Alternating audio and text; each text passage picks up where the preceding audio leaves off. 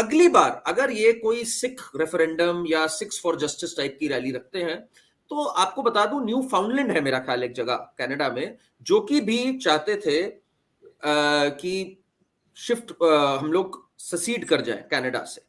तो उनके लिए भी हमें एक प्लेटफॉर्म देना चाहिए इंडिया में, नेक्स्ट टाइम अगर कनाडा करे, कि यहां पर भी एक रेफरेंडम हो न्यू फाउंडलैंड के लिए। कि दिल्ली में जहां पे यूके का हाई कमिश्नर रहता है, उसके घर के बिल्कुल सामने एक पब्लिक टॉयलेट बनाने की पेशकश करी गई है।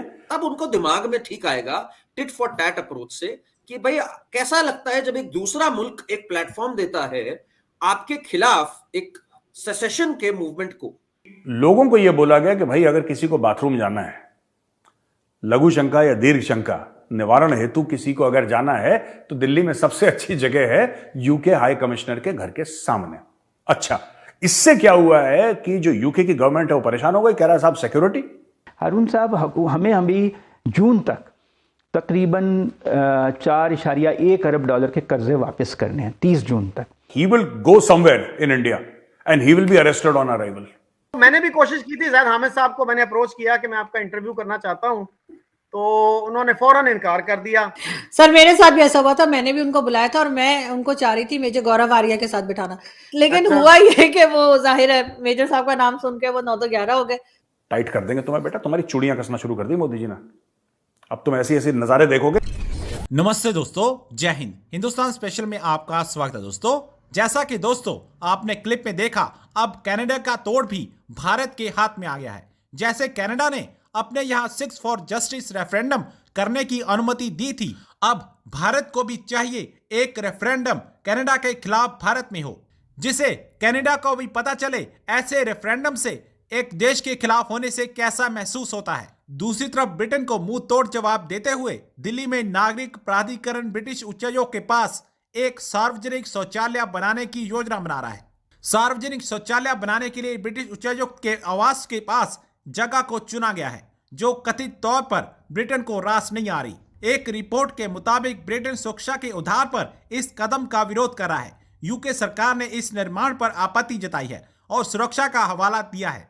रिपोर्ट के अनुसार दिल्ली के मीना बाग में राजाजी मार्ग पर ब्रिटिश उच्चायुक्त एलेक्स एलिस के आवास के बगल में एक पब्लिक टॉयलेट की जरूरत महसूस की गई है। तो मेरा मानना है सरकार को इस पर बहुत तगड़े से कार्रवाई करनी चाहिए, और अगली बार अगर ये कोई सिख रेफरेंडम या सिक्स फॉर जस्टिस टाइप की रैली रखते हैं, तो आपको बता दूं, न्यू फाउंडलैंड है मेरा ख्याल एक जगह कनाडा में, जो कि भी चाहते थे कि शिफ्ट हम लोग ससीड कर जाए कनाडा से। तो उनके लिए भी हमें एक प्लेटफॉर्म देना चाहिए इंडिया में, नेक्स्ट टाइम अगर कनाडा करे, कि यहां पर भी एक रेफरेंडम हो न्यू फाउंडलैंड के लिए। तब उनको दिमाग में ठीक आएगा टिट फॉर टैट अप्रोच से, कि भाई कैसा लगता है जब एक दूसरा मुल्क एक प्लेटफॉर्म देता है आपके खिलाफ एक सेसेशन के मूवमेंट को। ये जब तक इनको टिट फॉर टैट नहीं होगा, अभी मैंने देखा कि जो यहां पर ब्रिटिश एम्बेसी है इंडिया में, वहां से बैरिकेडिंग हटा दी गई। मेरे हिसाब से बहुत ही अच्छा मूव है। आप बिल्कुल भी हमारे को एक हल्के में नहीं ले सकते। 5th लार्जेस्ट इकोनॉमी है, every 7th person is an Indian, and इस तरह से आप अगर हमारे हाई कमीशन को इल ट्रीट करेंगे या रेफरेंडम्स को एक प्लेटफॉर्म देंगे अपनी कंट्री पे, तो अब आपको एक तगड़ा जवाब मिलेगा इंडिया से। एंड इंडिया को ये बात क्लियर कर देनी चाहिए। I was very glad prime minister Modi when he was with the Australian counterpart, he said कि वहां पे जो टेंपल्स पे हमला हो रहा है, और ओपनली कही उन्होंने बात, वो एक अच्छी चीज नहीं है। तो इस पे मैसेज बड़ा स्ट्रांग जाना चाहिए, और वो तभी जाएगा when it hurts them. Her country में अंबर कुछ फॉल्ट लाइंस हैं, हर कंट्री में है। उनको एक्सप्लॉइट अगर हम नहीं करेंगे, जैसे चाइना में शिनजियांग में है फॉल्ट लाइंस जो हो रहा है वहां पर यूगर मुस्लिम्स के साथ, जब तक हम उनको रेज नहीं करेंगे, इनको बुद्धि नहीं आएगी कि दूसरे कंट्री के साथ बदसलूकी करना बंद ना करें। ब्रिटिश जो ऑनवॉय है इंडिया में, ठीक है, एक पब्लिक टॉयलेट उसके घर के आगे बना दी है। क्या कैसी कैसी चीजें होती हैं।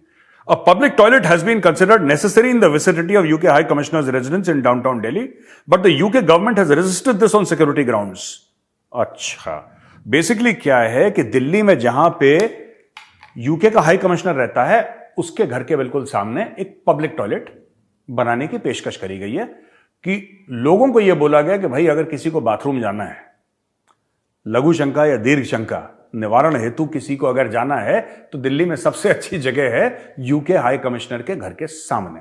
अच्छा, इससे क्या हुआ है कि जो यूके की गवर्नमेंट है वो परेशान हो गई, कह रहा है साहब सिक्योरिटी का मामला हो जाएगा, यहां पे तो कोई भी उसको अटैक कर सकता है, घर के सामने भीड़ लगी रहेगी, घर के सामने भीड़ लगी रहेगी, आप पब्लिक टॉयलेट कैसे बना सकते हैं उसके घर के सामने। अच्छा बेटा, हमारे हाई कमीशन पे तुम इन पागल भेड़िया खालिस्तानियों से अटैक करवाओ, ठीक है, और जो तुम्हारा वो क्या नाम है साजिद जावेद या जो भी उसका नाम है, जो लंदन का जो तुम्हारा मेयर है वो अटैक करवाए, वो ठीक है, और अगर इंडियंस को कहीं जाना हो तो वो तुम्हारी सिक्योरिटी पे खतरा है। नहीं बेटा, जाएंगे तो वहीं तुम्हारे घर के पास, तुम्हें बहुत चुल है, अब जाएंगे बेटा तुम्हारे घर के पास जाएंगे और वहीं पे करके आएंगे। मैं तो कह रहा हूं बहुत बढ़िया कदम जिसने भी लिया है, बहुत बढ़िया बनाओ। मैं तो कह रहा हूं टॉयलेट का मॉल टाइप का बनाओ इसके घर के सामने। सर जैद हामिद साहब तो दिल्ली में भी झंडा लगाने वाले हैं, वो तो गजवा हिंद भी करने वाले हैं, अब उनका क्या इंसान भरोसा करे, वो तो चाहते हैं हर जी, तरफ उनका वजाहत लड़ाई खान झगड़ा। जी, उनका एक इंटरव्यू किया था वजाहत खान ने, तो उसमें उन्होंने ये पूछा था उनसे कि फर्ज करें यार अब दिल्ली में आपने कब्जा कर लिया और आज संडे है, कल मंडे है और कल दफ्तर खुलेंगे, तो मैं एक हिंदू हूं, आपसे ज्यादा पढ़ा लिखा हूं, ज्यादा एडवांस्ड हूं, मेरे लिए क्या हुक्म है, क्या करेंगे आप मेरे साथ। तो फिर वो आए बाएं शाएं कर रहे थे। तो मैंने भी कोशिश की थी, जैद हामिद साहब को मैंने अप्रोच किया कि मैं आपका इंटरव्यू करना चाहता हूं, तो उन्होंने फौरन इनकार कर दिया। फिर मैंने कहा सर इस तरह ना करें, मेरा दिल ना तोड़ें, मुझे बड़ा शौक है आपसे बात करने का, आपसे सीखने का। फिर कहते हैं अच्छा मुझे कोई अपना इंटरव्यू भेजो। वो मैंने भेजा तो फिर उन्होंने पक्का जवाब दे दिया। सर मेरे साथ भी ऐसा हुआ था, मैंने भी उनको बुलाया था और मैं उनको चाह रही थी मेजर गौरव आर्या के साथ बिठाना, मैं कहा इन दोनों को लड़ा दूंगी, मैं बीच में बैठ के पॉपकॉर्न खाऊंगी। लेकिन अच्छा। हुआ ये कि वो जाहिर है मेजर साहब का नाम सुन के वो 9 तो 11 हो गए, उसके बाद से मुझे कभी दिखाई नहीं दिए। तो उन्होंने ये तो फिर बड़ा अच्छा मौका था उनके पास एक हाँ। हिंदू को शिकस्त देने का।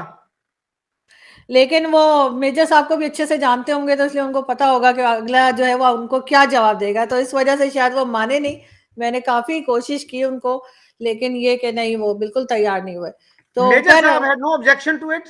नहीं, मेजर साहब से मेरी बात हुई थी, उन्होंने कहा ले आओ, मैंने कहा दैट्स ठीक है। Good, that is very good. लेकिन ये कि जाहिर है मेजर गौरव तो नहीं डर रहे थे ना, डर तो ये रहे थे, वरना ये फेस करते ना आकर।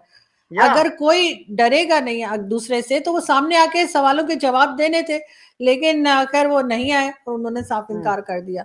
तो ये तो खैर उनका एक रहा है हमेशा से कि वो इसी किस्म की बात करते हैं, और वो मतलब ये भी कहते हैं कि हम दिल्ली चले जाएंगे और दिल्ली की बातें करते रहते हैं, गजवाए हिंद की, जबकि इस वक्त पाकिस्तान को जरूरत है। सर आप समझते हैं इस वक्त पाकिस्तान को, भारत हो चाहे अफगानिस्तान हो, दोनों बॉर्डर पे अमन चाहिए। बिल्कुल, there is no question about that. अमन जैसी क्या चीज है, हमें ईरान के साथ भी अमन चाहिए, अफगानिस्तान के साथ भी अमन चाहिए, हमें बांग्लादेश के साथ भी इंप्रूव करने चाहिए अपने रिलेशंस, और इंडिया के साथ ऑफ कोर्स व्हाई नॉट।